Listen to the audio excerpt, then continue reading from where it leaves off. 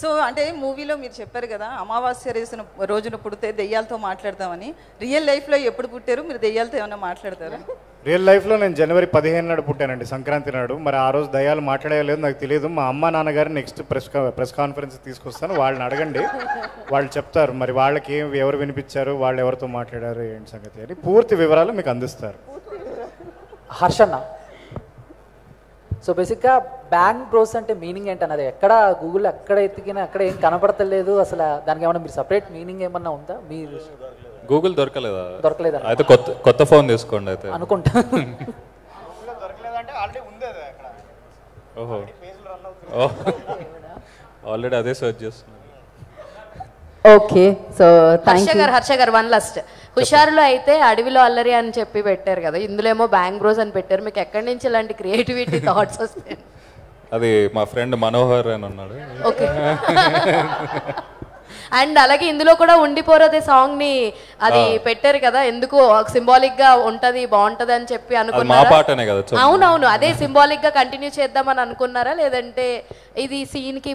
అది మా పాట ఆల్రెడీ వేరే వాళ్ళు కూడా వేరే సినిమాల్లో పెట్టుకుంటున్నారు సార్, నా పాట నేను ఎందుకు పెట్టుకోవద్దని పెట్టుకున్నాను. శ్రీ విష్ణు గారు ర్యాప్ పాడొచ్చు కదండి, ర్యాప్ కానీ లేదంటే ఒక్క లైన్, లేదంటే మీ డైలాగ్. కాదు, ర్యాప్ కూడా ఇందాక చెప్పా కదా, ర్యాప్ ఒకటే నేను ప్రాంప్టింగ్ తీసుకున్నా, మన వల్ల కాదు అలాంటి. పోనీ మీ డైలాగ్ ఉంటుంది కదా, క్రిష్ అమ్మాయిల గుండెలు. నా పేరు క్రిష్, చేస్తాను కన్నె మనసులు ఫిష్. నా పేరు క్రిష్, చేస్తాను కన్నె మనసులు ఫిష్. లేదండి, సినిమాలో అలా చెప్పొచ్చు కదండి. అవి న్యూస్ చెప్పండి.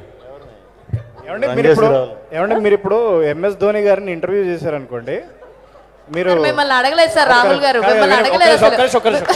ఇది ఒక్కటి మీరు ఇంతసేపు అడిగారు, నేను విన్నాను. ఇప్పుడు నేను ఒక్కటి అడుగుతాను, ఇది ఒక్కటి చెప్పు. మీరు ఇప్పుడు ఎంఎస్ ధోని గారినో విరాట్ కోహ్లీ గారినో ఇంటర్వ్యూ చేశారనుకోండి, సార్ ఒకసారి లేచి ఫ్రంట్ ఫుట్ ఎలా కొడతారో చూపిండి అని అడుగుతారా? కరెక్ట్ గా మేము అడుగుతారా? చెప్పేదానండి, మీరు అడిగారు కదా, నేను ఆన్సర్ చెప్తాను వినండి. అయితే చెప్పండి. ఒకవేళ గ్రౌండ్ లో ఉండుంటే మేబీ అడుగుతాము. ఇది డైలాగ్ ఎక్కడుండైనా చెప్పొచ్చు, డైలాగ్ ఎక్కడి నుంచైనా చెప్పొచ్చు కదా. కాదండి, స్టేజ్ మీద మీరు ఎంఎస్ ధోని డాక్టర్ని సర్జరీలు చేయమని అడుగుతామా? అడగచ్చు కదా. అడగం, ఇదేది అడగాలి అదే అడుగుతాం. ఏంటది? రాహుల్ మీరు దొరికిపోయారు. No logic, only magic. మేము ఓం భీమ్ బుష్ సక్సెస్ మీట్ కి వచ్చాం కదండి, మేము కూడా లాజిక్ లేకుండానే అడుగుతాం. You should answer.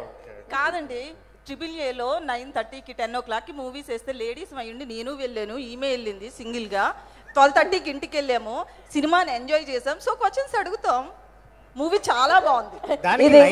దానికి 9 o'clock వెళ్తే ఉంది, 12:30కి. నో లాజిక్ అండి, ఓన్లీ మ్యాజిక్. మేము డైలాగ్ అడిగాం, మీరు డైలాగ్ చెప్పండి అంతే. ఓకే ఓకే, ఇది ఎక్కడికో అసలు మామూలుగా కాదు, ఒక రేంజ్ లో ఉండింది. Hilarious. Thank you so much, thanks for your questions. ఇంకా మళ్ళీ ఉన్నా అయిపోలే.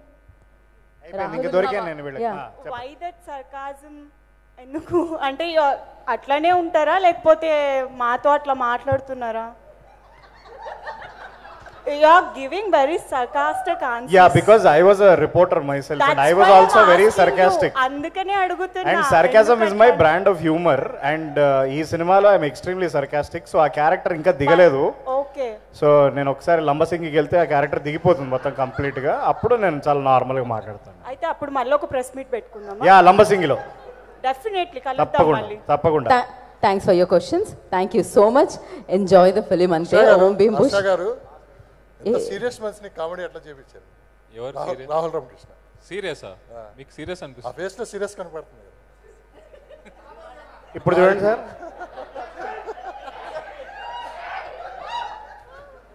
మొత్తానికి నాతో కళ్ళదాలు ఇప్పించారు. కానీ నెక్స్ట్ ఫ్యాక్షన్ సినిమా తీద్దాం అనుకుంటున్నాను రాహుల్.